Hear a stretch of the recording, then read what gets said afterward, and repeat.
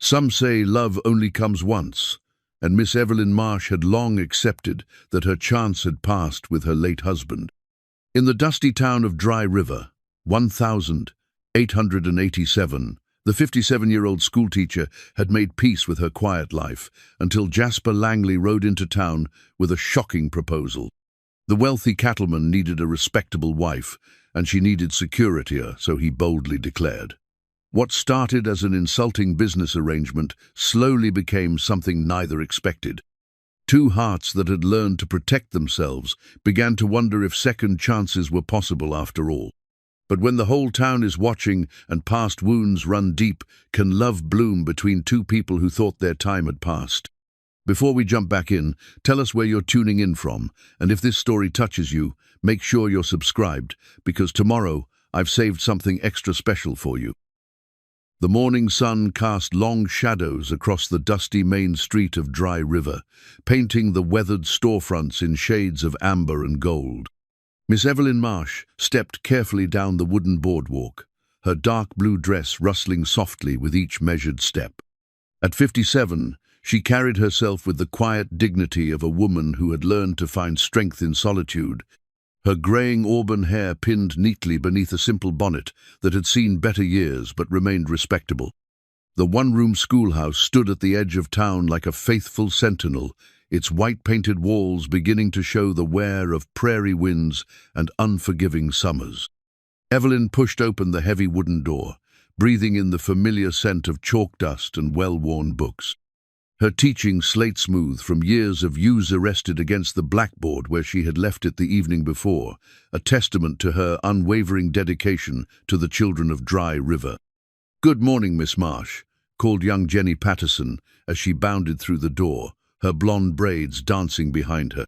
At 8 years old, Jenny possessed the kind of boundless energy that reminded Evelyn of springtime after a harsh winter.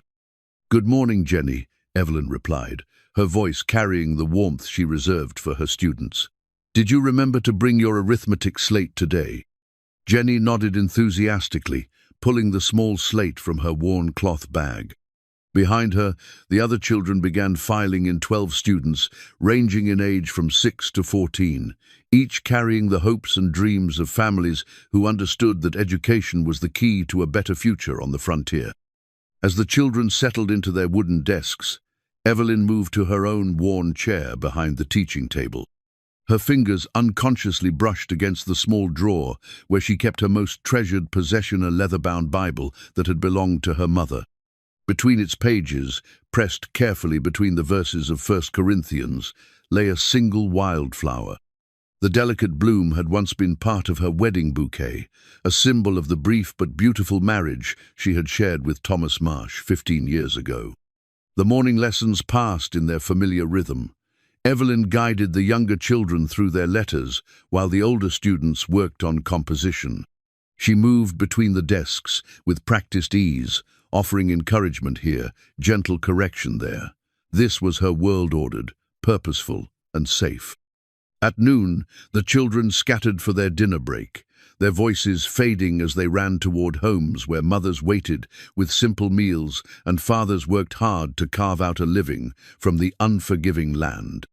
Evelyn remained at her desk, opening the small tin that contained her own modest meal: bread, a small piece of cheese, and an apple from the tree behind her boarding house. The boarding house where she lived was run by Mrs. Caldwell, a widow in her 70s, whose tongue moved faster than a hummingbird's wings.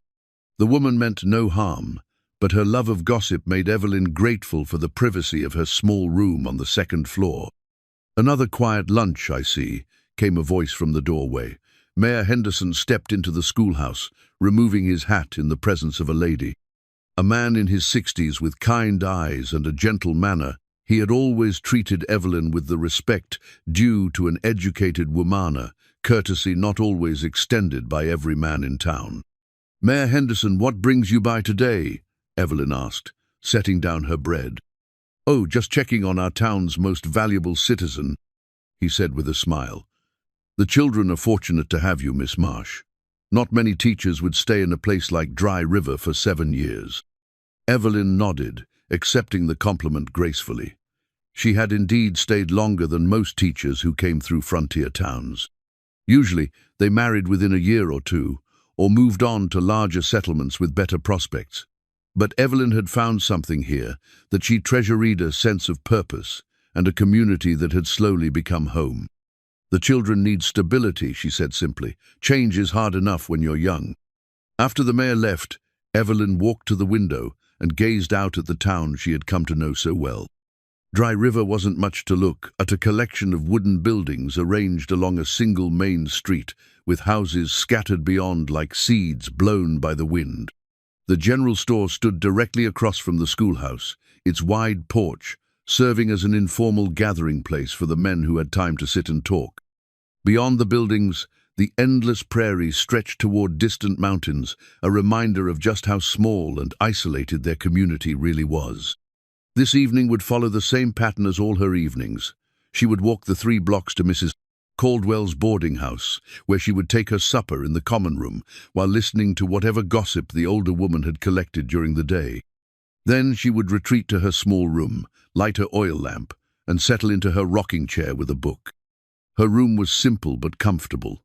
A narrow bed with a quilt she had stitched herself, a small writing desk by the window, and a bookshelf that held her most prized possessions, volumes of poetry, philosophy, and literature that she had collected over the years. These books were her companions during the long winter evenings, when the wind howled across the prairie and the world outside seemed frozen in time. But lately, if she were honest with herself, the evening quiet had begun to feel more like loneliness than peace. She was 57 years old, and while she had made peace with spinsterhood after Thomas's death, there were moments when she wondered what it would be like to share her thoughts with someone, to have a conversation that went beyond the weather or the children's progress in their studies.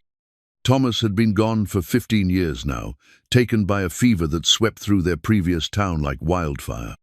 Their marriage had lasted only 3 years, but they had been good, years filled with laughter, shared dreams, and the kind of easy companionship that made even ordinary moments feel special. She still remembered the way he would read aloud to her in the evenings, his voice giving life to the words on the page. After his death, she had packed up their few belongings and accepted the teaching position in Dry River. It was a fresh start, a place where no one knew her as poor Mrs. Marsh or looked at her with pitying eyes. Here, she was simply Miss Marsh, the schoolteacher respected, useful, and independent. That independence had become precious to her. She earned her own wages, made her own decisions, and answered to no one but herself and her students. Many women her age would consider such a life incomplete, but Evelyn had found contentment in its simplicity. As she prepared to dismiss the children for the day, young Billy Thompson raised his hand. "Miss Marsh, my pa says there's a rich cattleman coming to town. Says he owns more land than anyone in the territory." "Is that so?" Evelyn replied, helping little Sarah with her books. "Well, I suppose all sorts of people pass through Dry River. Pa says he's looking to settle down," Jenny added, her eyes bright with the excitement that children feel when adults discuss mysterious happenings. "Says he's got a big ranch and everything." Evelyn smiled at their enthusiasm. Children always found such stories fascinating, though she herself paid little attention to the comings and goings of cattlemen and businessmen. Her world was contained here in the schoolhouse, and that suited her perfectly. That evening, as she walked home through the dusty streets, she noticed more activity than usual around the saloon and the general store. Men stood in small groups, talking in voices that carried the excitement of news being shared. She caught fragments of conversation, something about cattle, land deals, and a man named Langley. In her room that night, she settled into her routine with the same quiet satisfaction she had felt for 7 years. She opened her Bible and carefully turned the pages until she reached the pressed wildflower. The petals had faded to a pale yellow, but they remained intact, a reminder of a love that had been real, even if it had been brief. "Grant that I may find contentment in the life you have given me," she whispered, as she had every night since Thomas's death. It was a prayer that had sustained her through years of solitude, and she had no reason to believe that tomorrow would be any different from today. But as she extinguished her lamp and settled into sleep, she could not have imagined that her orderly, peaceful world was about to be turned upside down by a man she had never met, a man whose blunt honesty and unexpected vulnerability would challenge everything she thought she knew about love, security, and second chances. The sound of hoofbeats on the main street drew Evelyn's attention away from the arithmetic lesson she was conducting with her older students.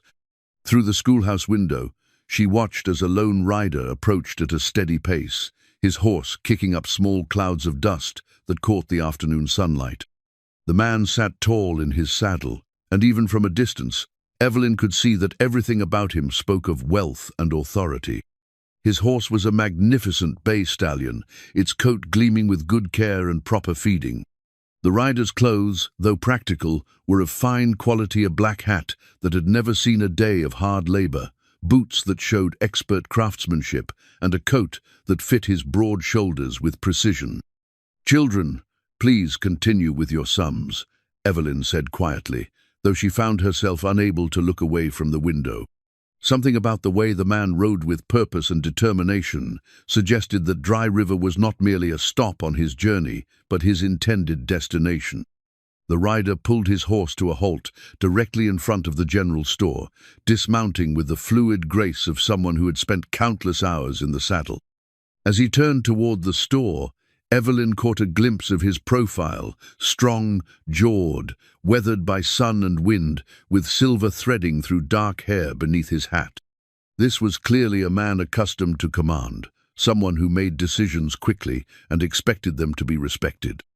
From his vest pocket, he withdrew what appeared to be a silver pocket watch, checking the time with the same deliberate precision that marked all his movements. Even this simple gesture spoke of a man who valued punctuality and order, qualities that, despite herself, Evelyn found admirable.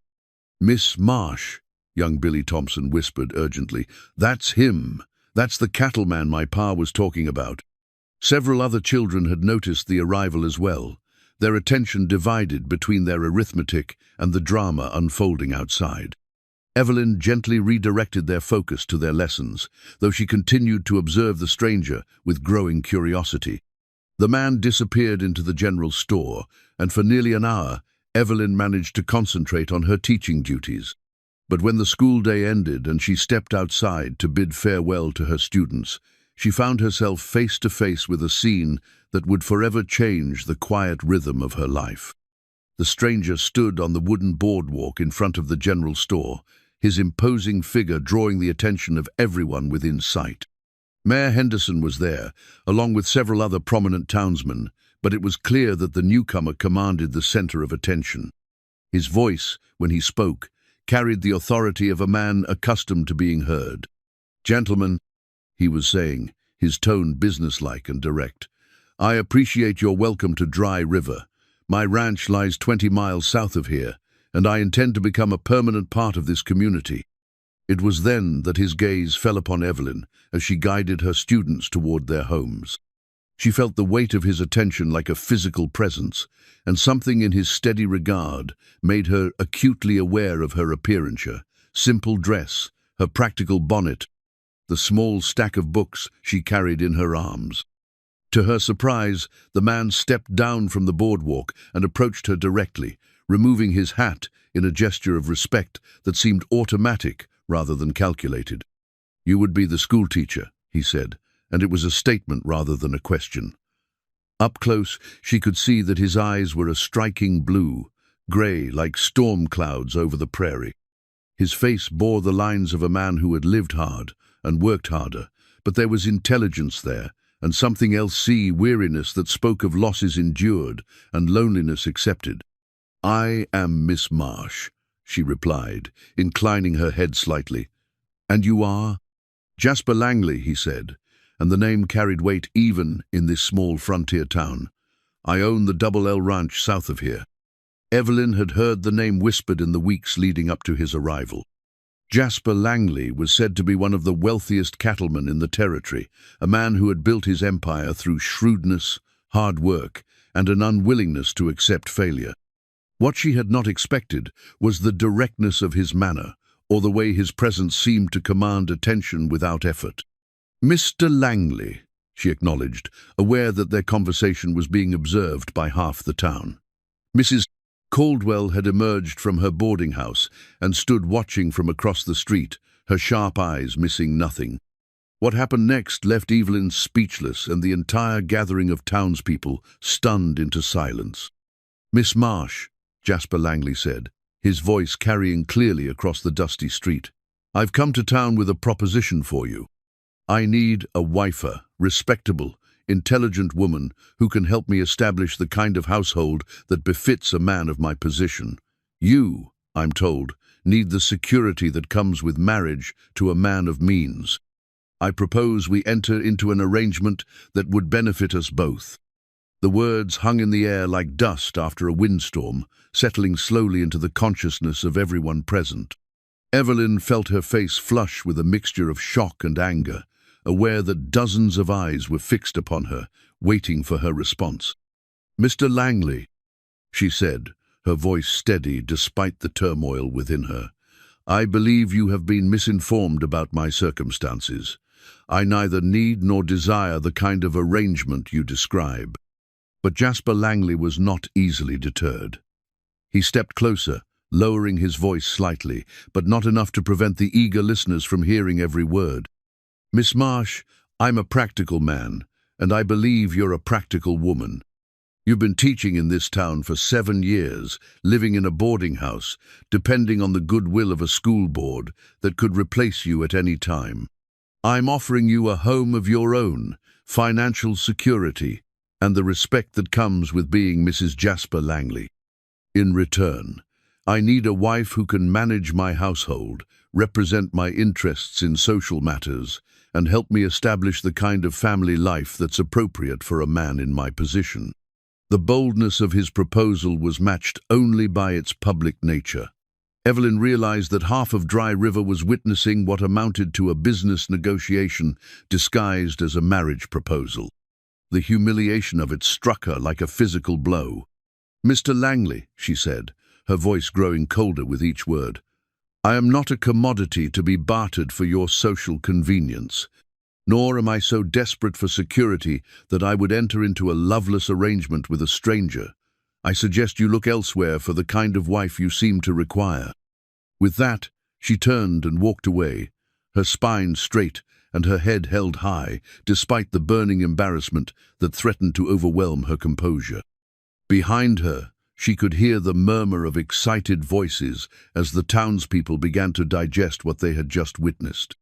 In her room that evening, Evelyn sat in her rocking chair, staring out at the darkening prairie and trying to make sense of what had happened. The man's proposal had been insulting in its assumption that she was available for such an arrangement, yet there had been something in his manner, a straightforwardness that was almost refreshing in its honesty, that prevented her from dismissing him entirely. Jasper Langley was clearly a man accustomed to getting what he wanted through direct action and clear communication. In his world, she realized, marriage was probably viewed as just another business arrangement, a practical matter to be settled efficiently and without unnecessary sentiment. But what disturbed her most was not his proposal itself, but the small voice in her mind that whispered of possibilities she had long ago dismissed. Security, a home of her own, the companionship of a man who, whatever his faults, possessed intelligence and determination. These were not things to be dismissed lightly by a woman of 57, with few prospects and limited means. Yet the very practical nature of his offer felt like a betrayal of everything she had shared with Thomas. Their love had been real, passionate, despite its brevity, built on mutual affection and respect. How could she even consider entering into an arrangement that reduced marriage to a mere transaction? As she prepared for bed, she opened her Bible and looked once more at the pressed wildflower. The delicate petals seemed to mock her with their faded beauty, a reminder of what she had lost and what she would never have again. But even as she whispered her nightly prayer for contentment, she found her thoughts returning to Jasper Langley's storm-grey eyes and the loneliness she had glimpsed therein. Loneliness that perhaps matched her own. The following morning brought with it the kind of attention Evelyn had hoped never to experience in Dry River. Before she had even finished her breakfast at Mrs. Caldwell's boarding house, 3 different women had found excuses to visit, each eager to discuss the previous day's extraordinary events. "My dear," Mrs. Caldwell said as she poured Evelyn's coffee, her eyes bright with barely contained excitement, "I've lived in this town for 30 years, and I've never seen anything like it. A man of Jasper Langley's standing making such a public declaration, why, it's the most romantic thing I've ever witnessed." "Romantic?" Evelyn nearly choked on her coffee. "Mrs. Caldwell." The man spoke of marriage as if he were negotiating the purchase of cattle. "Oh, but think of the practical benefits," interjected Mrs. Peterson, who had arrived ostensibly to borrow sugar, but clearly had other motives. "A woman your age, Miss Marsh, forgive my directness, but such opportunities don't come along often, and Jasper Langley is known to be a man of his word." The third visitor, Mrs. Henderson, the mayor's wife, took a different approach. "Of course, Evelyn, you must do what feels right in your heart. But I will say this, that man didn't strike me as someone who makes impulsive decisions. If he chose you, he must see qualities that recommend you specifically." Evelyn excused herself as politely as possible and made her way to the schoolhouse, hoping that the familiar routine of teaching would provide refuge from the unwanted attention. But even her students seemed affected by the excitement that had gripped the town. "Miss Marsh," Jenny Patterson asked during the morning geography lesson, "are you really going to marry the cattle man?" "Jenny, that is not an appropriate question for the classroom," Evelyn replied firmly, though she could see the curiosity in every young face turned toward her. It was during the noon recess that Jasper Langley appeared again, this time approaching the schoolhouse with a more measured pace than his dramatic arrival the previous day. Evelyn watched through the window as he dismounted and stood for a moment, seeming to gather his thoughts before approaching the building. When he knocked on the door, she considered not answering, but her ingrained courtesy won out over her desire to avoid further confrontation. "Miss Marsh," he said, removing his hat as he stepped into the schoolhouse, "I wonder if I might have a word with you." "Mr. Langley, I believe I made my position clear yesterday," she replied, remaining behind her desk as if it could provide some protection against his overwhelming presence. "You did indeed," he acknowledged, "and I realize my approach was less than graceful. I'm not a man accustomed to such negotiations, and I handled the matter poorly." The admission surprised her. She had expected him to argue or persist with the same blunt approach, not to acknowledge any fault in his methods. "I see," she said carefully. "The truth is, Miss Marsh, I've spent most of my adult life dealing with cattle, land, and business matters. My skills in approaching a lady of quality are, I admit, somewhat lacking." He paused, running his fingers along the brim of his hat. "I was hoping you might allow me to begin again, with more appropriate consideration for your sensibilities." Before Evelyn could respond, the sound of children's voices announced the end of recess. Her students filed into the classroom, their eyes widening as they noticed the tall stranger standing near their teacher's desk. What happened next revealed a side of Jasper Langley that Evelyn had not expected. Instead of making his excuses and leaving, he remained, watching with genuine interest as she guided the children through their afternoon lessons. When young Timothy struggled with his reading, stumbling over the words in his primer, Jasper stepped forward. "May I?" he asked quietly, and at Evelyn's nod, he knelt beside the boy's desk. "You know, son," he said, his voice gentler than Evelyn had yet heard it, "I wasn't much good at reading when I was your age either. The letters seemed to jump around on the page like spooked horses." Timothy looked up at him with interest. "Really, mister?" "Really, but my mother taught me a trick. She said to slow down and look at each word like it was a brand on a horse's flank.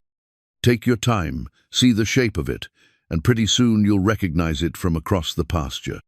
The boy tried again, this time with more patience, and managed to read 3 full sentences without stumbling. The smile that crossed his face was matched by the quiet satisfaction in Jasper's eyes. After the children were dismissed for the day, Evelyn found herself alone with Jasper once more. The easy way he had interacted with Timothy had shown her something unexpected, a man capable of patience and kindness, qualities that seemed at odds with his earlier businesslike approach to marriage. "That was well done," she said, beginning to gather her materials from the day's lessons. "I like children," he replied simply. "They speak honestly, and they don't pretend to be something they're not." The comment seemed pointed, and Evelyn looked at him more closely. "And you believe adults do pretend, Mr. Langley?" "In my experience, yes.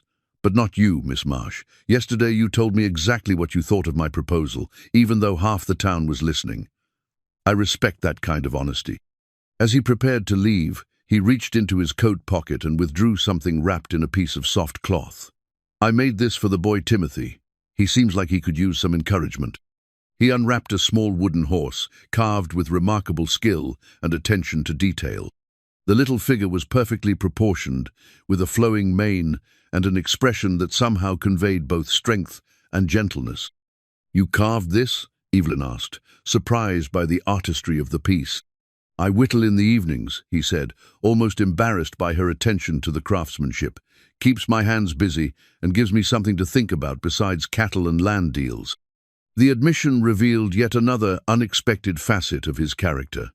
A man who spent his evenings carving wooden horses was not the cold businessman she had initially perceived him to be.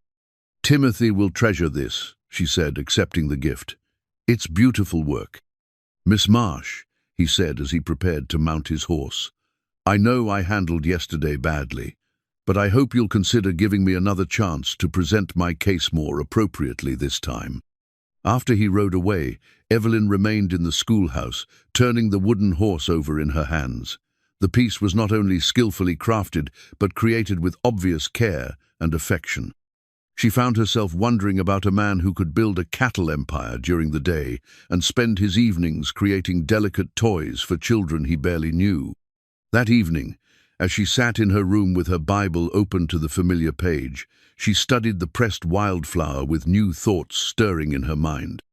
Jasper Langley was not the man she had first judged him to be, and his proposal, while still shocking in its directness, began to seem less like an insult and more like the awkward attempt of a lonely man to find companionship.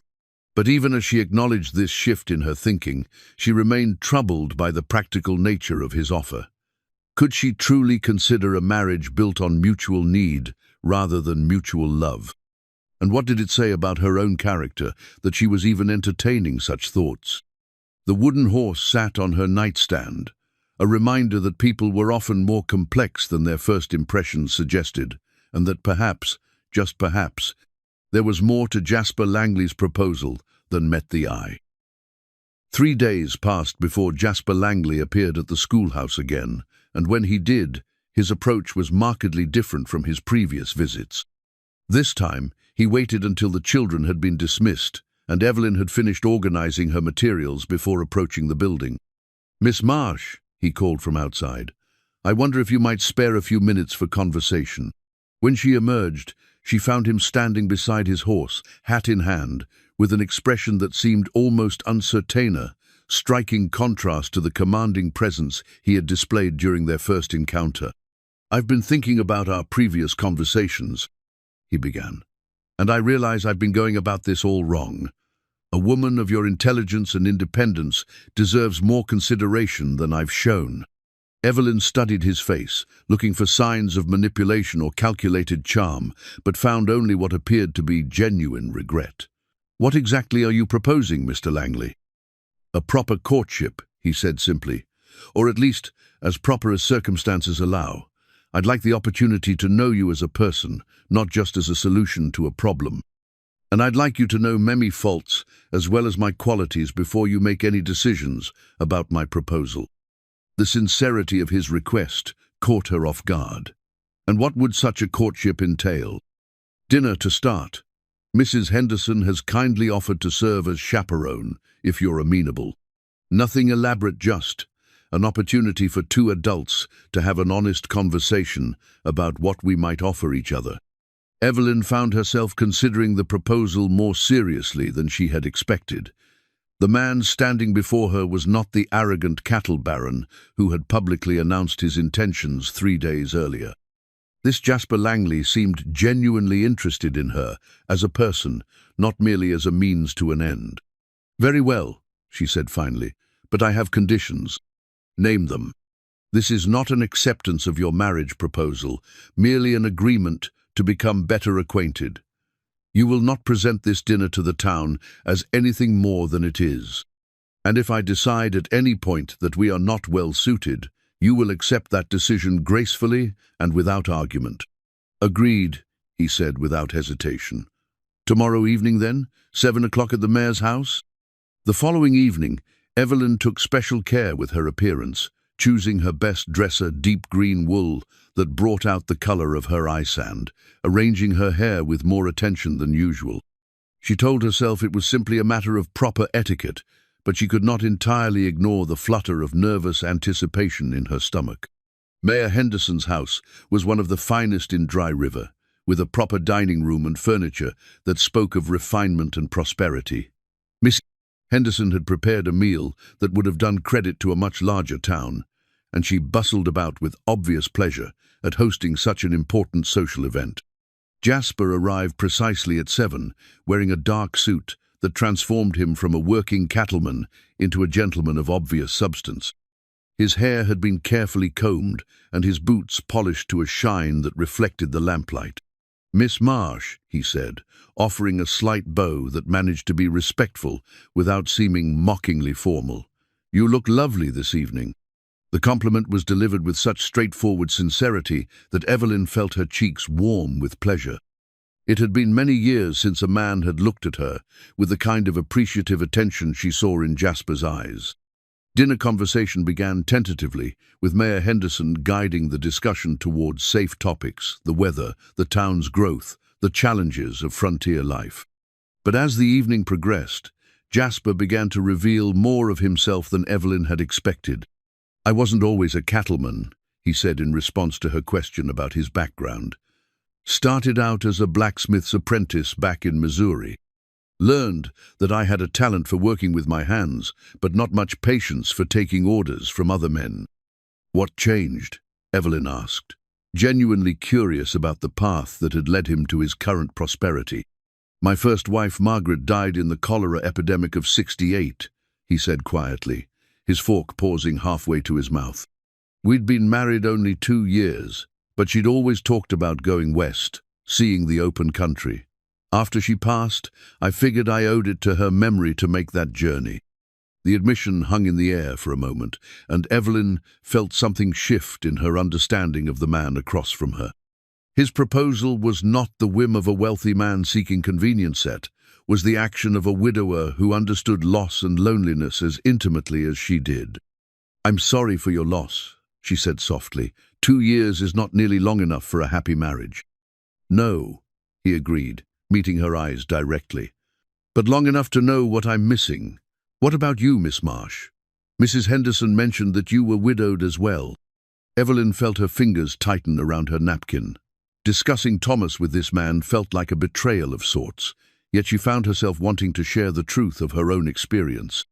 "My husband Thomas was a teacher, like myself," she began slowly. "We met at a teachers' conference in Kansas City and discovered we shared a love of literature and learning. Our marriage was comfortable. We read together in the evenings, discussed philosophy and poetry. He was a gentleman, thoughtful and kind. But brief, like mine," Jasper observed. 3 years. He died of a fever." She paused, then added with painful honesty, "Sometimes I wonder if I've idealized our time together. When you lose someone young, it's easy to forget the ordinary moments and remember only the perfect ones." "I do the same thing," Jasper admitted. "Margaret becomes more perfect in my memory with each passing year. But lately, I've begun to think that remembering only the perfection does a disservice to what we actually had, which was real and human and sometimes difficult." The conversation continued well into the evening, touching on subjects Evelyn had not discussed with anyone in years. Jasper spoke of his struggles to build his ranch, the loneliness of success achieved without anyone to share it. She found herself talking about her love of teaching, her pride in her independence, and her fear that she had become too set in her ways to adapt to a different kind of life. When the evening ended and Jasper escorted her back to the boarding house, Evelyn felt as though she had spent time with an entirely different person than the one who had made that shocking public proposal.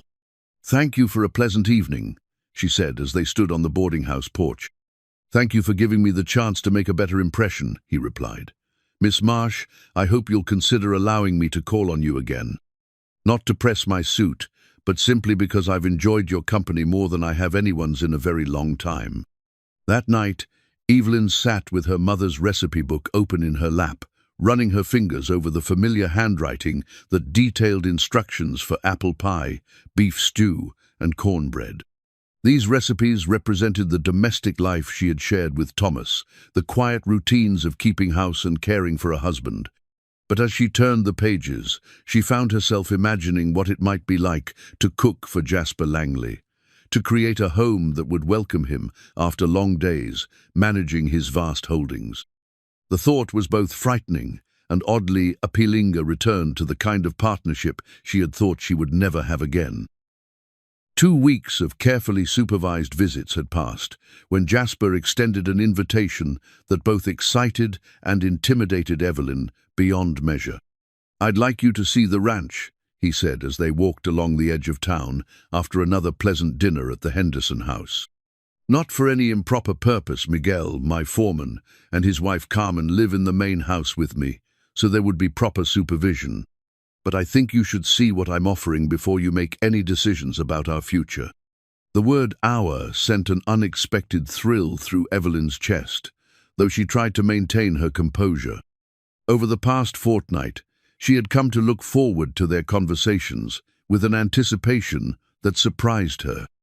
Jasper Langley was proving to be a man of considerable depth, well-read, despite his practical education, thoughtful about the complexities of frontier life, and possessed of a dry humor that often caught her off guard.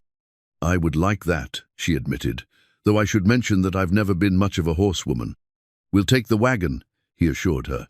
"It'll give us time to talk during the journey." The following Saturday dawned clear and crisp, with the kind of autumn air that made the distant mountains seem close enough to touch. Jasper arrived promptly at 9 o'clock, with a well-maintained wagon drawn by 2 sturdy horses, the entire outfit speaking of the same careful attention to quality that marked everything else in his life. The journey to the Double L Ranch took them through country that Evelyn had never seen, despite living in Dry River for 7 years. As they traveled south, the landscape opened up into vast rolling hills, dotted with cattle that looked like small dark specks against the golden grass. "How many head do you run?" Evelyn asked, genuinely curious about the scope of his operation. "About 3,000, give or take," Jasper replied, handling the reins with casual expertise. "Started with 50 head and a piece of land nobody else wanted. Took me 15 years to build it up to what it is now." "That's a remarkable accomplishment," she said, and meant it. The sheer magnitude of managing such an enterprise was beyond her experience, but she could appreciate the dedication and intelligence it must have required. As they crested a hill, the ranch buildings came into view, and Evelyn felt her breath catch in her throat. The main house was larger than anything in Dry Riviera, 2-story structure built of solid timber with a wide front porch that offered commanding views of the surrounding countryside. Beyond it stood a collection of outbuildings that spoke of a working operation: barns, corrals, bunkhouses, and storage facilities, arranged with the kind of practical efficiency that suggested careful planning. "It's magnificent," she said softly, and saw Jasper's face brighten with pride. "It's taken a lot of work," he acknowledged, "but I'm proud of what I've built here." He helped her down from the wagon with the same careful courtesy he had shown throughout their courtship, his hands lingering perhaps a moment longer than strictly necessary at her waist. The brief contact sent an unexpected warmth through her, a reminder that she was still a woman capable of responding to a man's touch. The first person to greet them was Miguel Vasquez, a man in his 40s with graying temples and intelligent dark eyes. His manner toward Jasper was respectful but comfortable, suggesting a relationship built on mutual trust rather than mere employer-employee dynamics. "Miguel, I'd like you to meet Miss Marsh," Jasper said. "Miss Marsh, Miguel has been my foreman for 8 years and pretty much keeps this place running while I'm off playing cattle baron." Miguel removed his hat and offered a slight bow. "Señorita Marsh, it is an honor. Jasper has spoken of you often." "Has he indeed?" Evelyn replied, shooting an amused glance at Jasper, who had the grace to look slightly embarrassed. "Only good things, I assure you," Miguel said with a grin that suggested he enjoyed his employer's discomfort. "My wife Carmen is preparing dinner. She is very eager to meet the woman who has captured Jasper's attention." As they toured the ranch, Evelyn was struck by the obvious respect Jasper commanded from his workers. Men touched their hats when he passed, but their greetings were warm rather than fearful. He knew most of them by name and asked about their families with genuine interest. "You have a good relationship with your men," she observed as they watched a group of cowboys working with a particularly spirited horse. "A man can't run a place like this through fear or intimidation," Jasper replied. "These men work hard, and they deserve to be treated with respect. Most of them have been with me for years. They're more like family than employees." The statement revealed yet another aspect of his character that impressed her. Despite his wealth and position, he had not allowed success to make him arrogant or dismissive of those who worked for him. Inside the main house, Evelyn was amazed by the comfort and refinement Jasper had created. The furnishings were of excellent quality without being ostentatious, and the rooms were arranged with an eye for both beauty and practicality. But what struck her most was how empty it felt, like a stage set waiting for actors to bring it to life. "It's a beautiful home," she said as they stood in the large front parlor, "but it feels lonely." Jasper finished for her. "Yes, I know. I built it thinking that size and quality would somehow fill the emptiness, but a house needs more than furniture to make it a home." From his vest pocket, he withdrew a small leather folder and opened it to reveal a faded photograph. The image showed a young woman with dark hair and laughing eyes, posed in the formal manner of studio portraits. "Margaret," he said simply. "I've carried this for 18 years, but lately I've been thinking it might be time to put it away. Not to forget her, but to make room for new memories." The admission was deeply personal, and Evelyn felt honored that he had chosen to share it with her. She understood the difficulty of moving beyond the memory of a lost spouse. She still wore Thomas's ring on a chain around her neck, hidden beneath her dress. "She was beautiful," Evelyn said softly. "She was. But she's been gone a long time, and I'm tired of living with ghosts." He closed the folder and returned it to his pocket. "I want to build something new, Evelyn. Something real and lasting with someone who understands what it means to start over." The use of her given name was deliberate and intimate, marking a shift in their relationship that both acknowledged and encouraged.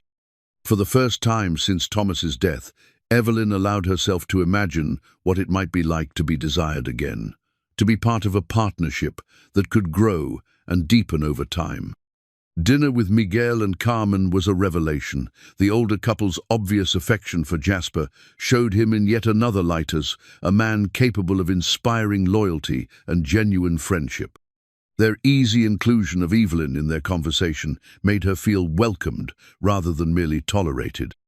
As the evening drew to a close and Jasper prepared to drive her back to town, Evelyn found herself reluctant to leave the warmth and comfort of the ranch house. For the first time in years, she had spent an entire day feeling like part of a family, rather than a solitary individual making her way in the world. "Thank you for today," she said as they settled into the wagon for the journey back to Dry River.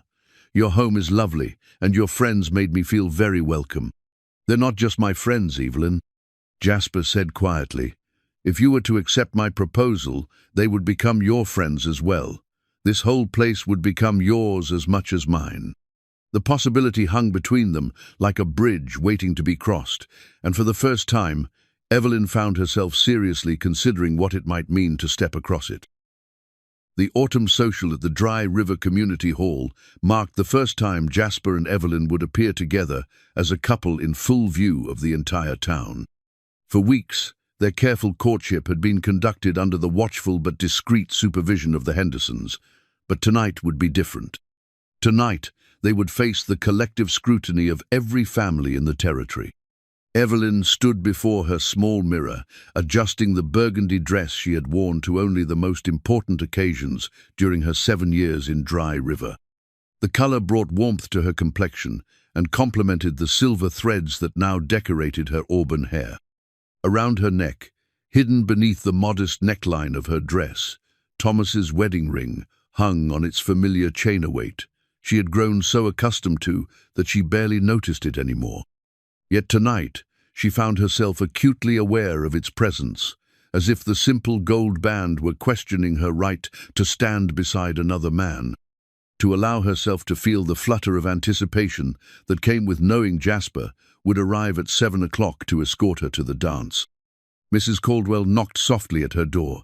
"Miss Marsh, your gentleman caller is here." The phrase, "gentleman caller," would have seemed impossible just 2 months ago, but now it sent a thrill of nervous excitement through Evelyn's chest. She took one final look in the mirror, smoothed her skirts, and made her way downstairs to where Jasper waited in the boarding house parlor.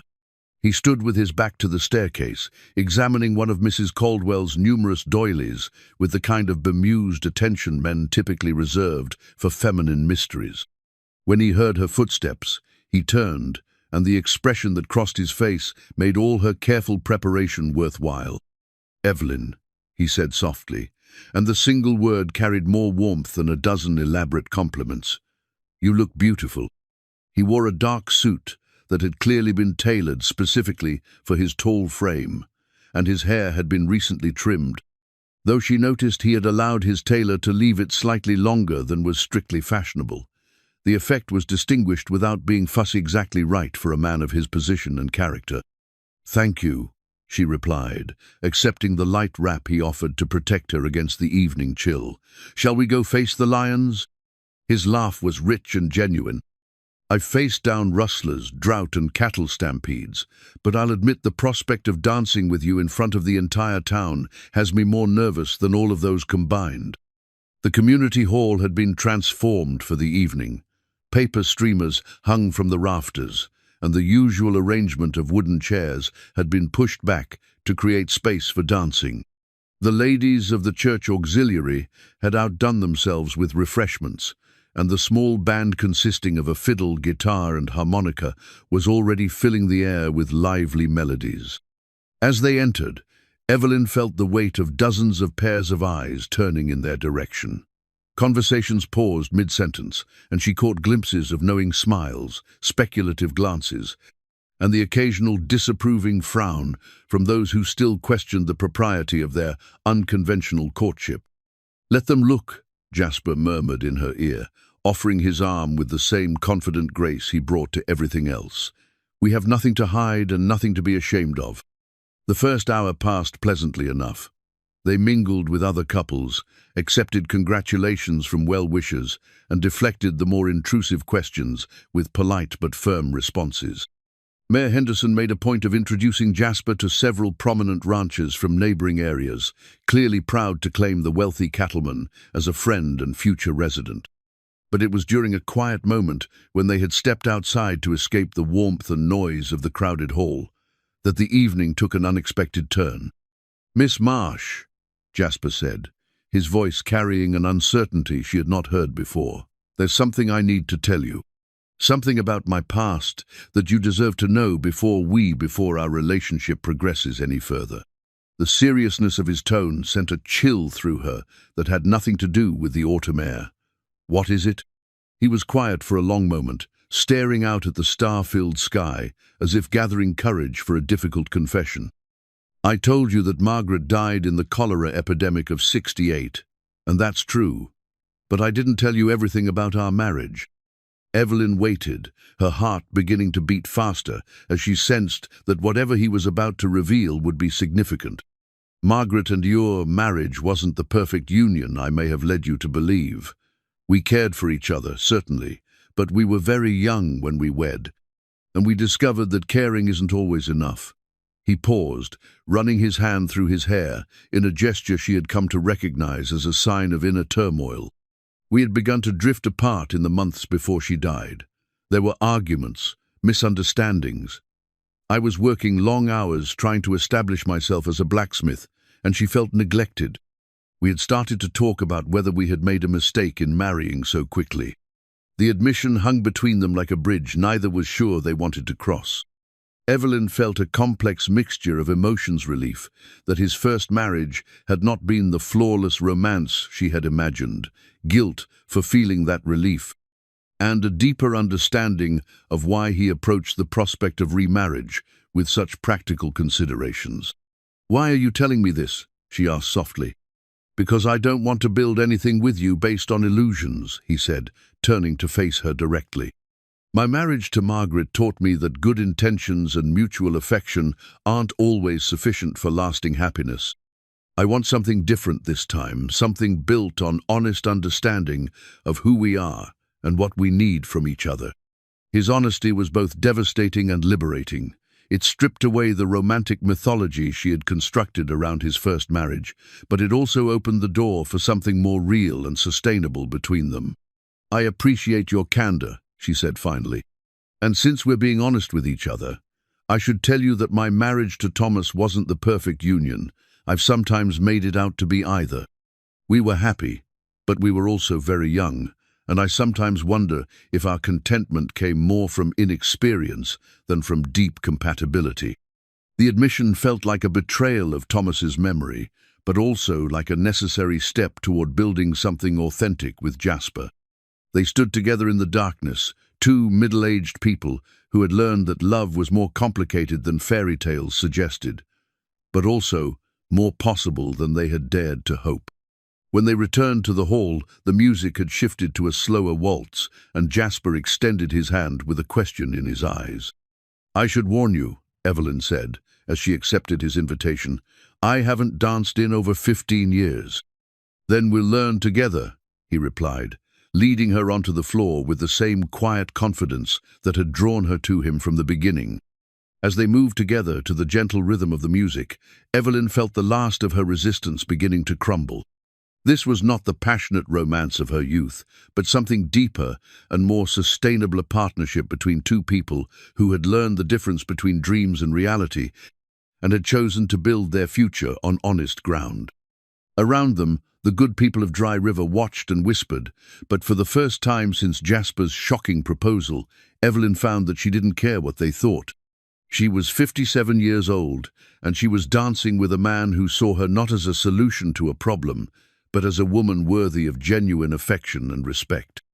The wedding ring beneath her dress seemed lighter somehow, as if Thomas himself were giving her permission to move forward into whatever future awaited her. The morning after the social, Evelyn woke with a lightness in her heart that she had not felt in years. The memory of dancing with Jasper, of the way he had looked at her as if she were the only woman in the room, filled her with a warmth that seemed to chase away the autumn chill from her small room. She was humming softly to herself as she prepared for the school day, when Mrs. Caldwell's urgent knock interrupted her morning routine. "Miss Marsh, you must come downstairs immediately," the older woman said, her voice tight with excitement and something that sounded suspiciously like alarm. "There's a man here to see you as stranger, and not a pleasant one, I'm afraid." Evelyn's stomach clenched with sudden apprehension. In her experience, unexpected visitors rarely brought good news, especially when they arrived at the boarding house before 8 o'clock in the morning. She made her way downstairs to find a man waiting in Mrs. Caldwell's parlour, a thin, sharp-featured individual in an expensive suit that somehow managed to look predatory rather than prosperous. His dark hair was slicked back with pomade, and his small eyes moved constantly, taking in every detail of the modest room with obvious calculation. "Miss Marsh," he said, rising as she entered. His smile was all teeth and no warmth. "My name is Howard Blackwood. I believe we need to have a conversation about your relationship with Mr. Jasper Langley." The name meant nothing to Evelyn, but something in the man's manner made her instinctively wary.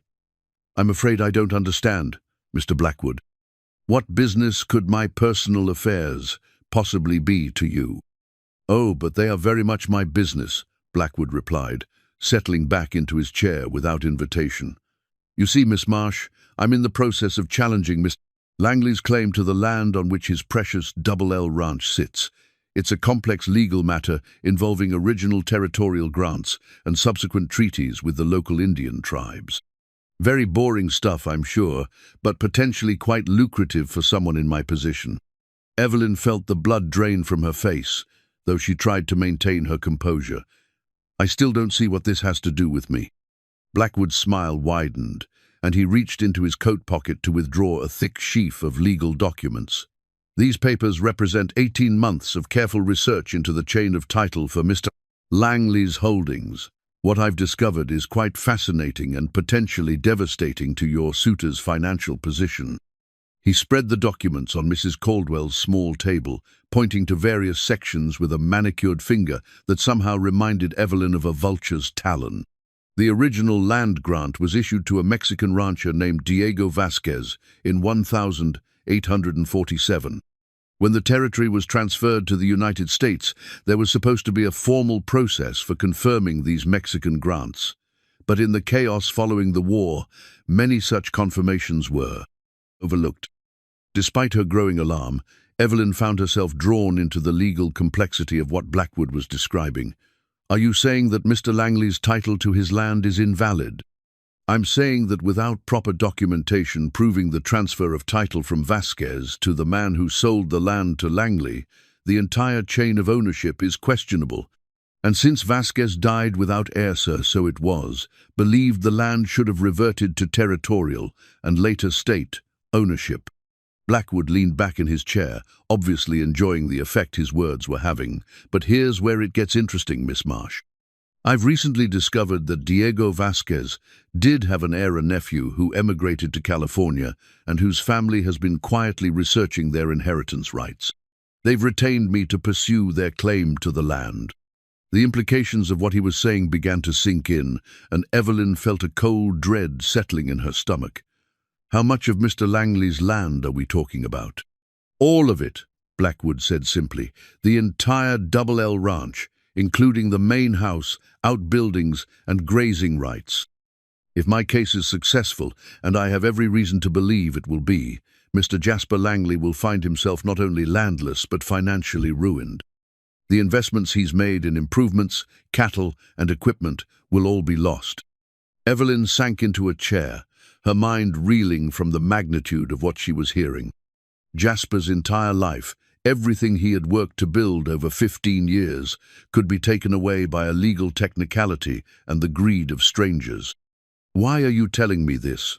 she asked weakly. "Because, my dear Miss Marsh, there is one factor that could significantly complicate my case," Blackwood continued, his voice taking on an almost conversational tone. The territorial laws regarding land disputes include provisions for protecting established family homesteads. A man with a wife and children, someone who has clearly established the land as a family home rather than merely a business venture, has certain protections under the law that a bachelor does not. The truth hit Evelyn like a physical blow. Jasper's marriage proposal had never been simply about companionship or even practical convenience. It had been about survival, about protecting everything he had built from exactly the kind of legal challenge that Blackwood was mounting. "I see you understand now," Blackwood said, observing her expression with satisfaction. "Mr. Langley needs a wife not for romantic reasons, but for legal ones. Marriage to a respectable woman like yourself would strengthen his position considerably and make my case much more difficult to win. You're suggesting that his entire courtship of me has been motivated by this legal threat." Evelyn's voice was barely above a whisper. "I'm not suggesting anything, Miss Marsh. I'm stating it as fact. Howard Blackwood makes it his business to know everything about his opponents, and I assure you that Mr. Langley has been aware of my investigation for months. His sudden interest in matrimony is hardly coincidental." Blackwood rose from his chair and began gathering his papers with the satisfied air of a man who had accomplished his objective. Of course, I felt it was only fair to inform you of the true circumstances before you made any irrevocable decisions about your future. A woman of your intelligence deserves to know whether she's being courted for love or for legal expediency. After he left, Evelyn sat in the parlor for nearly an hour, her mind struggling to process what she had learned. Everything about Jasper's courtship, his initial blunt proposal, his persistence despite her rejection, even his gradual shift to a more romantic approach now, appeared in a completely different light. Had any of it been real? The conversations about their shared losses, the gentle way he had helped Timothy with his reading, the warmth in his eyes when he looked at her, were these simply the calculated actions of a desperate man trying to save his empire? The worst part was that she could not entirely blame him if that were the case. A man who had spent 15 years building something from nothing would naturally fight to preserve it by any means necessary. But the thought that she had been manipulated, that her growing feelings had been based on deception, was almost more than she could bear. When she finally made her way to the schoolhouse, she moved through the day's lessons like a woman in a dream. The children seemed to sense that something was wrong with their usually attentive teacher, but she managed to maintain enough composure to get through the required curriculum. It was late in the afternoon when she saw Jasper's familiar figure approaching the schoolhouse. Her heart, which had leaped with pleasure at the sight of him every day for weeks, now clenched with a mixture of longing and betrayal. "Evelyn," he said as he entered the classroom, his face brightening with the smile that had become so dear to her. "I wanted to thank you again for last evening. Dancing with you was—" "I know about Howard Blackwood," she said quietly, cutting off his words. The change in his expression was immediate and devastating. The warmth drained from his eyes, replaced by a look of trapped desperation that confirmed every one of her worst fears. "Evelyn, I can explain." "Can you?" she asked, rising from her desk with as much dignity as she could manage. "Can you explain why you never mentioned that your land was being challenged? Can you explain why you never told me that marriage to me might be the only thing standing between you and complete financial ruin? It's not that simple, isn't it?" The hurt and anger she had been holding in check finally broke free. "You told me yourself that you're a practical man, Mr. Langley. It seems you're even more practical than I realized." She moved toward the door, needing to escape before her composure crumbled entirely. "I think it would be best if you didn't call on me anymore. I won't be part of your legal strategy, no matter how charmingly you present it." "Evelyn, please," he called after her, but she had already stepped out into the afternoon air, leaving him alone in the schoolhouse with the wreckage of everything they had built together. That night, she sat in her room with Blackwood's legal documents spread before her, trying to understand the full scope of what Jasper was facing. The papers were complex, filled with legal terminology that was difficult to follow, but the basic facts were clear enough. The man she had begun to love was fighting for his very survival, and she had been nothing more than a weapon in that fight. 3 weeks passed in a haze of wounded pride and sleepless nights. Evelyn threw herself into her teaching with renewed dedication, as if the familiar routines of education could somehow shield her from the ache that had settled permanently in her chest. She avoided the general store during the hours when Jasper might be in town, took her meals in her room rather than face the speculation in Mrs. Caldwell's eyes, and declined the well-meaning invitations from neighbors who clearly sensed that something had gone terribly wrong between the schoolteacher and the cattleman. The children, bless them, seemed to understand that their teacher needed gentleness during this difficult time.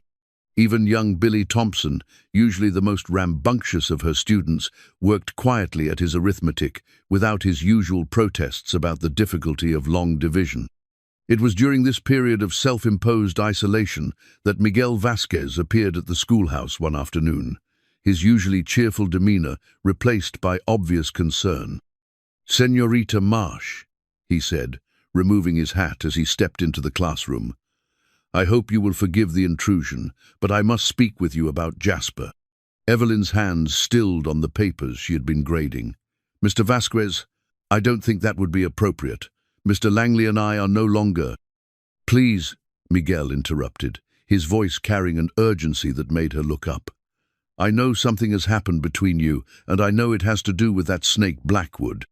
But there are things you should know things Jasper is too proud to tell you himself." Despite her resolve to put Jasper Langley behind her, Evelyn found herself curious about what Miguel felt was so important. "What kind of things?"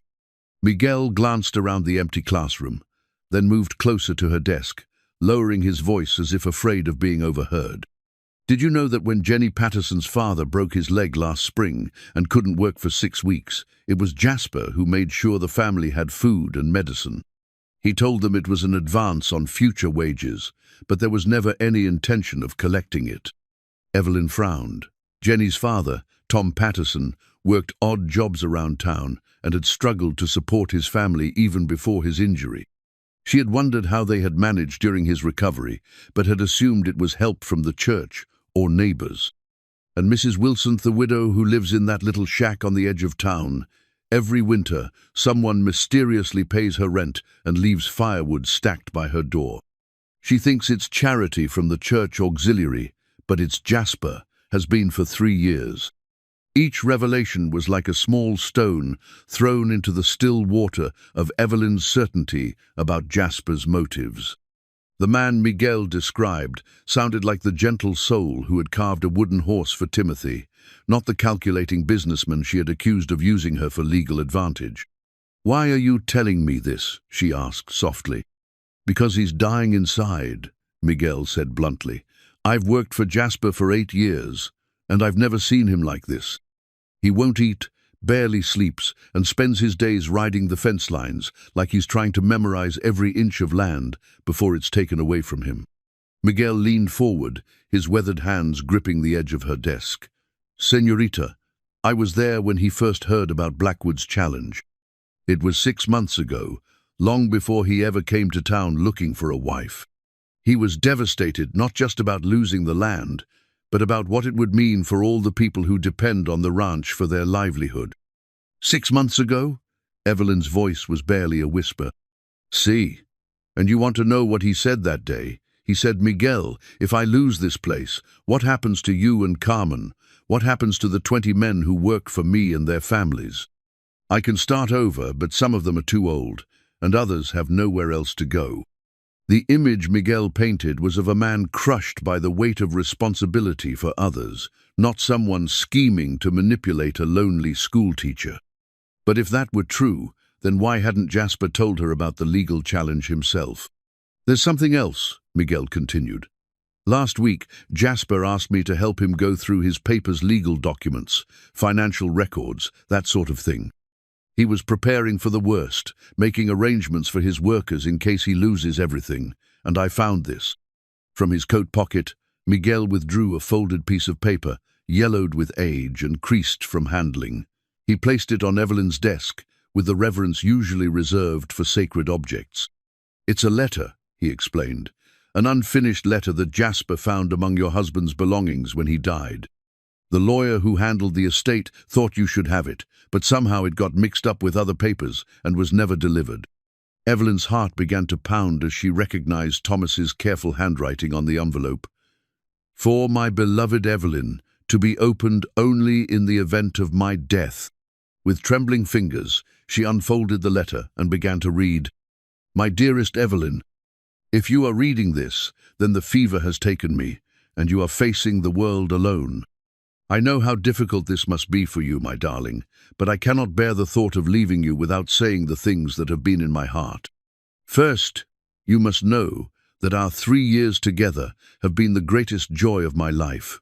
You gave me a love I never thought possible, and the memory of your laughter will sustain me wherever I am going. But more than that, I want you to know that I do not expect you to spend the rest of your life mourning me. You are only 32 years old, Evelyn, with so much love left to give. If you find someone who can make you happy, truly happy, please do not let the ghost of our marriage prevent you from embracing that joy.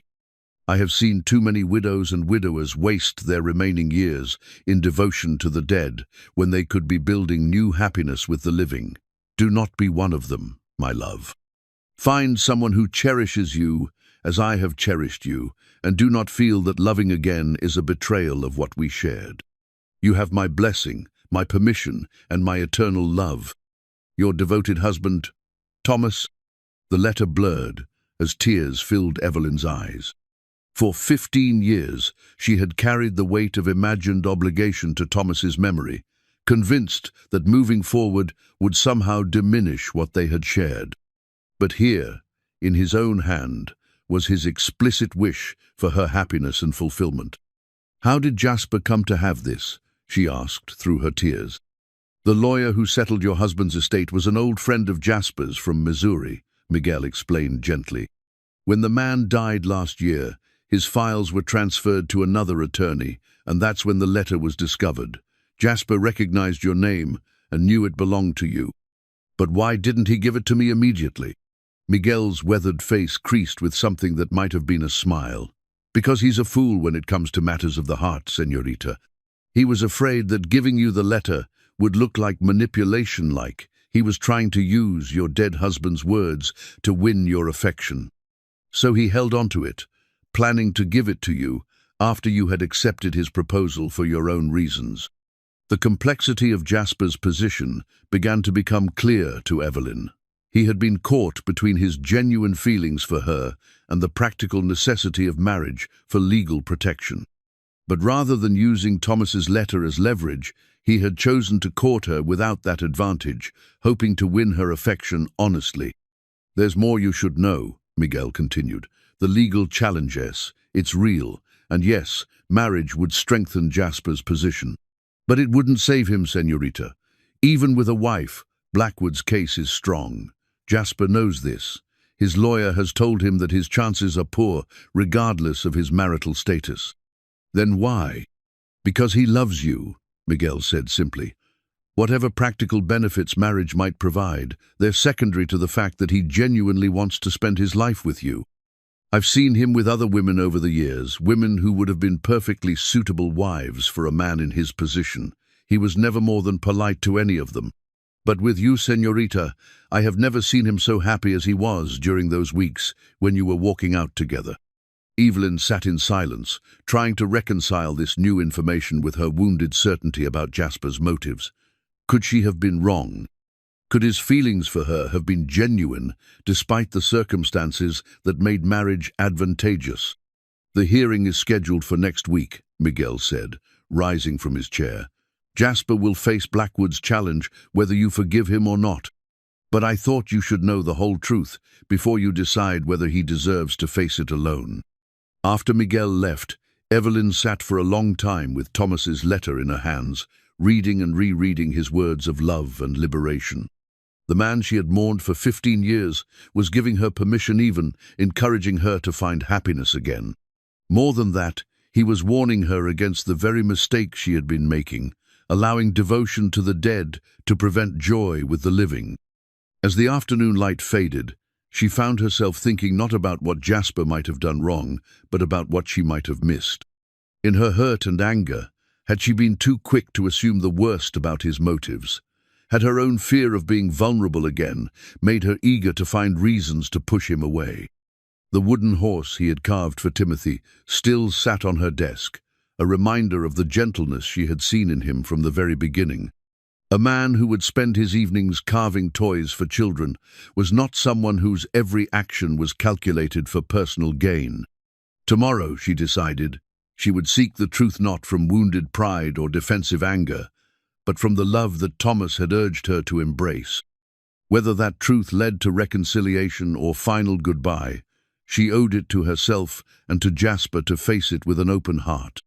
The legal hearing that would determine Jasper's fate was only days away, and regardless of what had transpired between them, she could not bear the thought of him facing that challenge entirely alone. The territorial courthouse in Cheyenne was an imposing stone building that seemed designed to intimidate those who entered seeking justice. Evelyn had never been inside such a place, and as she climbed the wide steps on the morning of Jasper's hearing, she felt her resolve waver for a moment. The teaching certificate she carried in her small handbag, The document that proved her qualifications and independence seemed suddenly fragile against the weight of legal proceedings and powerful men. She had not told anyone of her intention to attend the hearing, not Mrs. Caldwell, who would have peppered her with questions about her change of heart.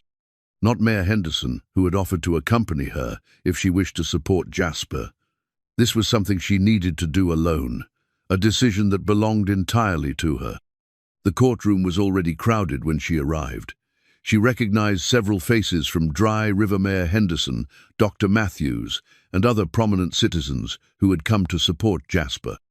Miguel sat in the front row with his wife Carmen, their faces grave with worry. At the defendant's table, Jasper sat with his attorney, a dignified older man whose expensive suit suggested competence but could not mask the tension in his posture.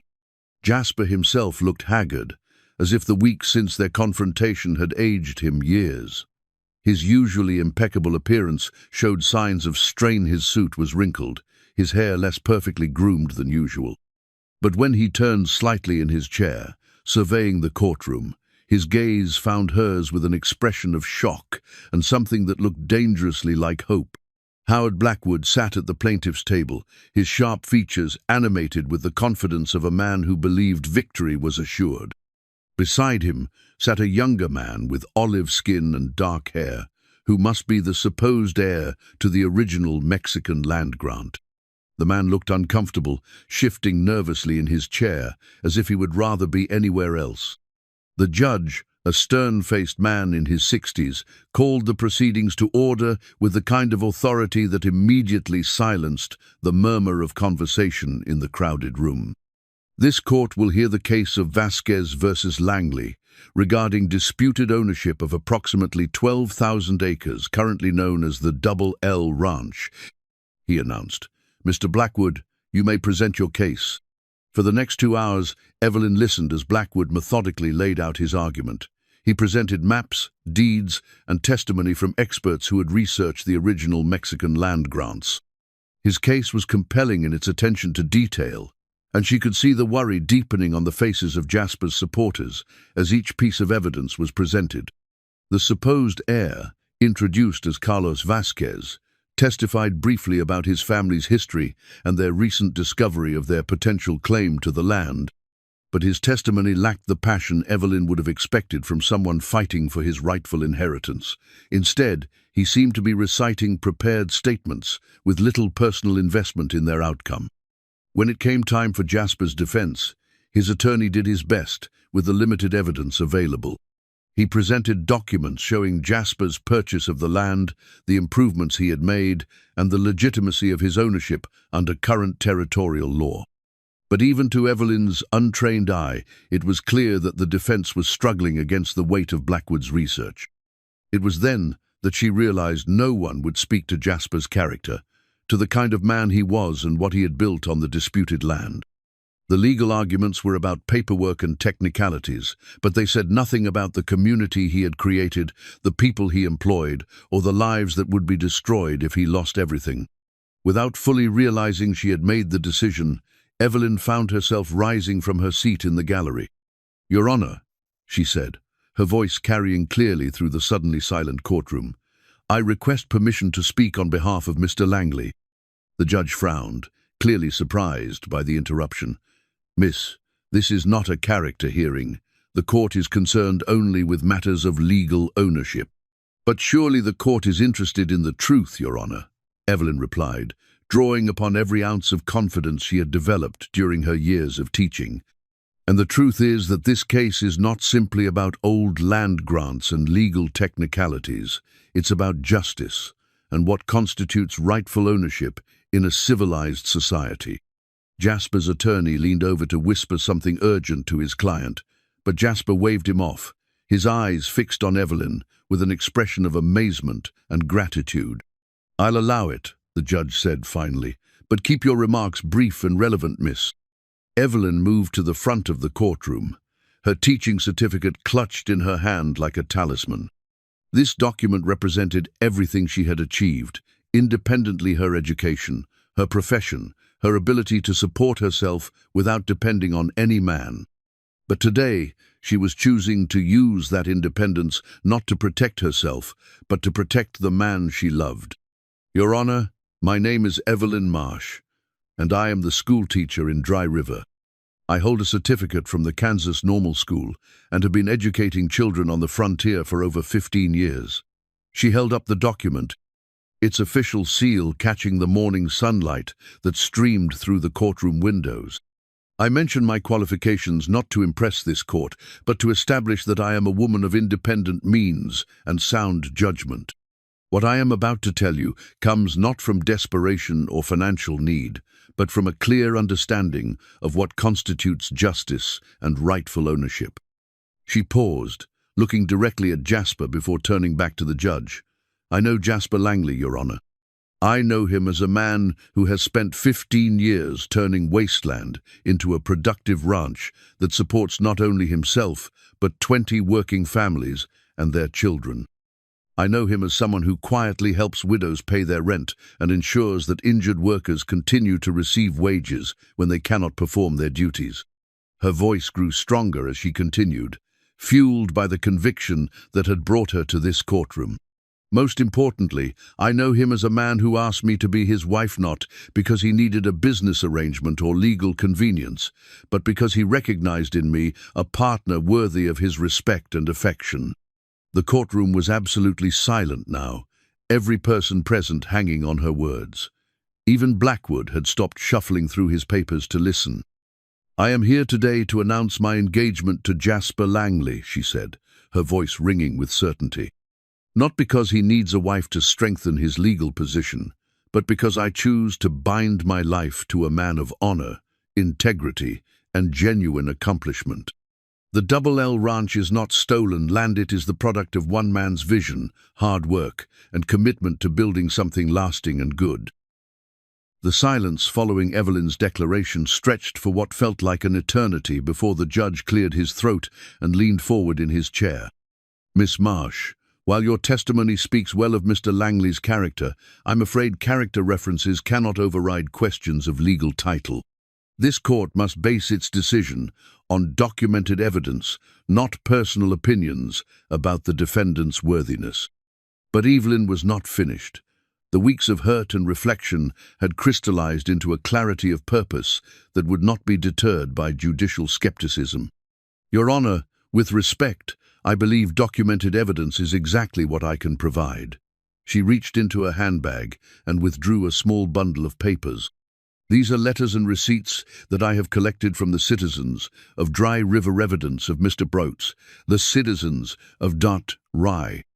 Langley's contributions to our community that establish his legitimate claim to residency and investment in the territory. She handed the papers to the court clerk, who passed them to the judge. You will find documented proof of Mr. Langley's employment of territorial residents, his payments for goods and services to local businesses, and his tax contributions to the territorial government. This is not a man who has stolen land, Your Honor. This is a man who has invested his life and fortune in building something that benefits the entire territory. The judge examined the papers with growing interest, while Blackwood shifted uncomfortably in his chair. This was clearly not a development he had anticipated.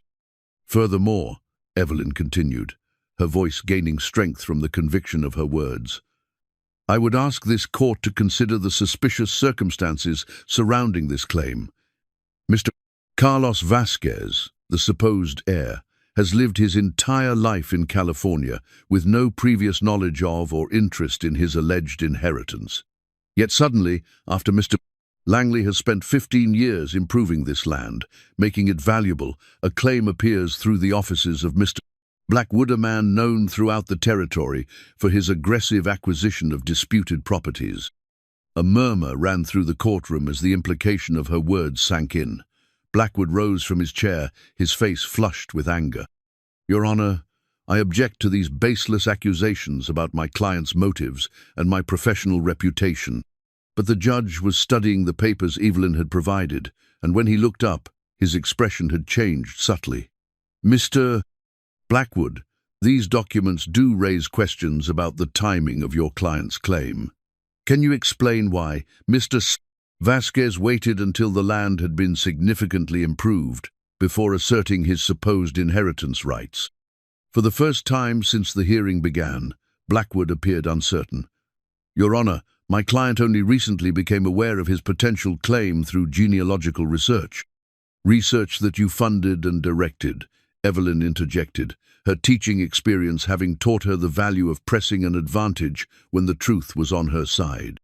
"Research that coincidentally began only after Mr. Langley's ranch became one of the most prosperous in the territory."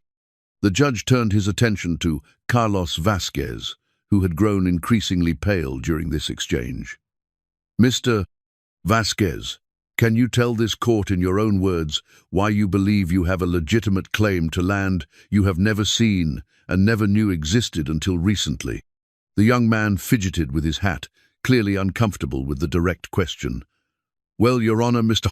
Blackwood explained that my great-uncle Diego had owned this land, and that as his heir, I had rights to it." "And what do you know about your great-uncle Diego?" "Not much, sir. My family never talked about him. Mr. Blackwood did all the research and told me about the inheritance." The judge's frown deepened. "Mr. Blackwood, is it correct that you approached Mr. Vasquez about this claim rather than the other way around?" Blackwood's smooth confidence was beginning to crack. "Your Honor, I was conducting research into various disputed land claims throughout the territory. When I discovered the potential irregularity in Mr. Langley's title, I felt it was my duty to locate any living heirs." "At your own expense?" the judge interrupted. "And what compensation arrangement have you made with Mr. Vasquez should this case be successful?" The question hung in the air like smoke from a gun, and Evelyn could see that even Blackwood realized he had been cornered.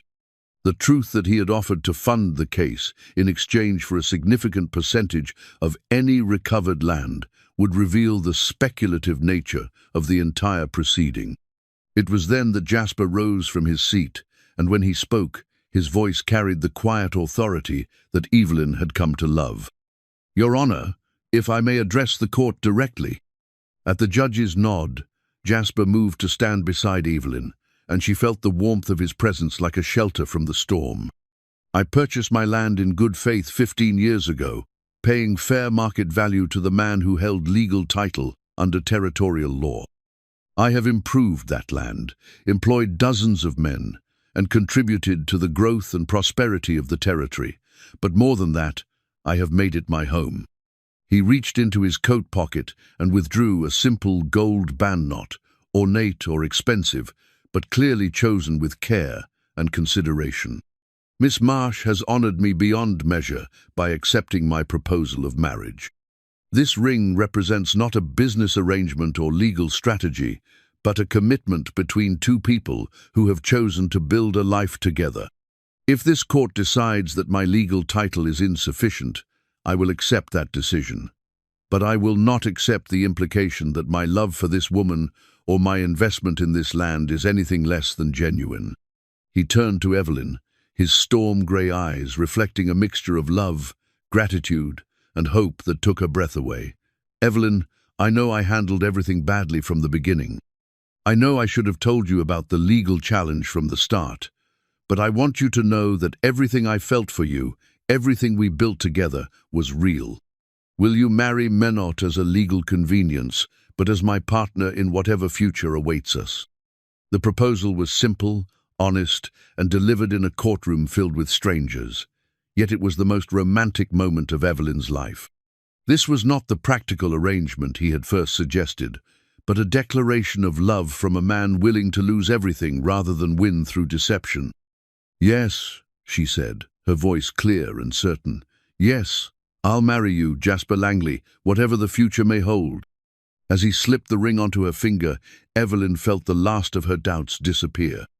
This was not the passionate romance of her youth, but something deeper and more sustainable, a partnership between two people who had learned the difference between dreams and reality and had chosen to build their future on honest ground.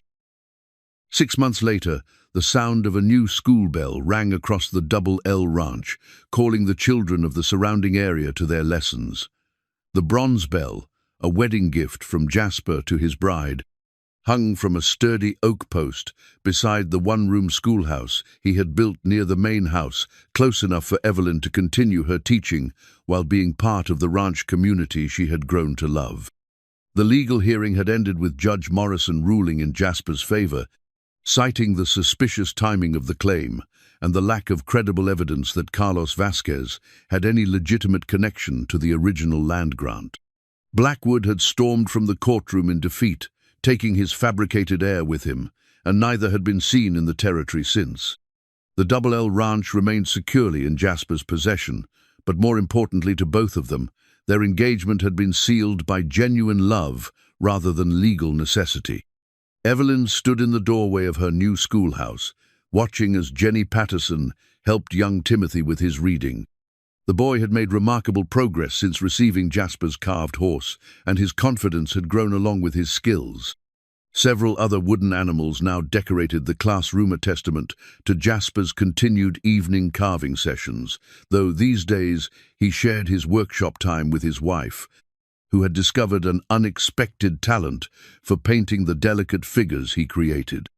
"How are the scholars progressing today, Mrs. Langley?" came Jasper's familiar voice from behind her. Even after 3 months of marriage, the sound of her new name still sent a flutter of pleasure through Evelyn's chest. She turned to find her husband approaching with the easy stride of a man comfortable in his own domain, his hat tipped back, and a smile playing at the corners of his mouth. "Very well indeed, Mr. Langley," she replied, using the formal address they had playfully adopted for their public interactions. In private, they were simply Jasper and Evelyn, but in front of the children and the ranch hands, they maintained the gentle courtesy that had characterized their unconventional courtship. "I have news that might interest you," Jasper said, leaning against the doorframe with the casual grace she had come to cherish. "Mayor Henderson rode out this morning with a letter from the Territorial Education Board. It seems they're so impressed with our little school that they want to use it as a model for other ranch communities." Evelyn felt a surge of pride that had nothing to do with personal recognition and everything to do with the satisfaction of work well done. The school served not only the children of Jasper's workers, but youngsters from 3 neighboring ranches, creating an educational opportunity that would never have existed in the scattered isolation of individual homesteads. "That's wonderful news," she said, then added with a teasing smile, "though I suspect they're more impressed with the quality of the schoolhouse than the teacher. That bell you commissioned is the envy of every educator in the territory." "The bell is nothing compared to the teacher," Jasper replied, his voice dropping to the intimate tone he reserved for moments when they were essentially alone. "I may have provided the building, but you've created something magical here, Evelyn.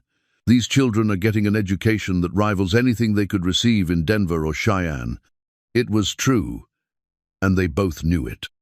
Evelyn's years of experience, combined with the resources Jasper could provide and the stability of the ranch setting, had created an educational environment that attracted families from miles around.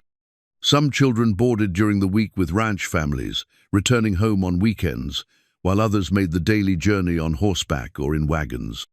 As the afternoon lessons ended, and the children dispersed to their various homes, Evelyn and Jasper walked together toward the main house, following a routine that had become as comfortable as breathing. The house that had once felt empty and echoing with loneliness now hummed with the quiet contentment of a true home. Carmen had dinner waiting, a combination of her Mexican specialties and the traditional American dishes from Evelyn's mother's recipe book. The blending of culinary traditions had become a symbol of how seamlessly their different worlds had merged into something new and better than either had imagined. After dinner, they settled onto the wide front porch, where Jasper had placed 2 rocking chairs, positioned to catch the evening breeze and provide the best view of the sunset over the distant mountains. This had become their favorite time of period of quiet conversation and shared reflection that reminded Evelyn of the evening reading sessions she had treasured with Thomas, but with a deeper intimacy born of mature understanding. "I had a letter from Mrs. Caldwell today," Evelyn mentioned as she opened her Bible to the familiar page. The pressed wildflower from her first wedding was still there, but now it was accompanied by a second bloomer prairie, rose from her wedding bouquet that Jasper had gathered on their wedding morning. "And what news does our former landlady share?" Jasper asked, settling into his own chair with the piece of wood. He was currently carving a small deer that would eventually join the menagerie in the schoolhouse. "She wanted me to know that 3 more couples in Dry River have announced engagements since our wedding. She's convinced that our example has inspired a romantic epidemic among the town's bachelor population." Jasper chuckled, a sound that never failed to warm Evelyn's heart. "I'm not sure our courtship should serve as anyone's model. Most couples probably prefer not to have their romantic negotiations conducted in full view of a territorial courthouse." "Perhaps not," Evelyn agreed. "But I think we've proven that love can bloom at any age, under any circumstances, if 2 people are willing to be honest with each other and patient with themselves." She closed the Bible gently, her fingers tracing the leather binding that had belonged to her mother and would someday, perhaps, belong to children of her own, if not biological children. Then the countless students who had become like family to her over the years. "Do you ever regret it?" Jasper asked quietly, his carving knife pausing in its work. "Giving up your independence, your boarding house room, your completely autonomous life?" It was a question he asked periodically, not from insecurity but from genuine concern for her happiness. He understood better than most men the value of independence to a woman who had supported herself for so many years. "Never," Evelyn replied without hesitation. "Independence is valuable, but partnership is precious. I've learned the difference between being alone by choice and being alone by circumstance. I chose to be alone for 15 years, and that choice served me well. But now I choose to share my life with you, and that choice serves me even better." As the sun set behind the mountains, painting the sky in shades of gold and crimson that rivaled any masterpiece, Evelyn reflected on the journey that had brought her to this porch. This man, this unexpected happiness. She had thought her story was over at 57, that the best chapters of her life were behind her. Instead, she had discovered that sometimes the most beautiful stories begin not with passionate youth, but with the wisdom that comes from having lived long enough to recognize genuine love when it finally arrives. The new school bell would ring again tomorrow, calling children to their lessons and marking another day in the life she and Jasper were building together. But tonight, as they rocked gently in the evening breeze and planned their shared future, Evelyn knew that she had found something rarer than passionate romance or financial security. She had found a true partner for the journey ahead, whatever it might bring.